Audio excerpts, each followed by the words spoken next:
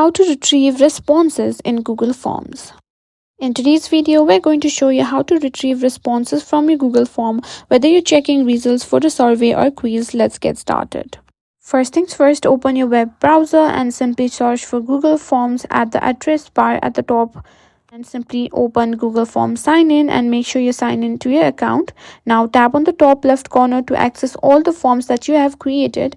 Now choose the form where you want to retrieve the responses for and simply tap on open in new window. From there, simply go to responses tab, and here you can find two options, that is 3 dots and a Google Sheet. If you tap on 3 dots, you can find various options like get email notification for new response, select destination for responses, download responses, print all responses. From here, you can simply choose to download all the responses if you want.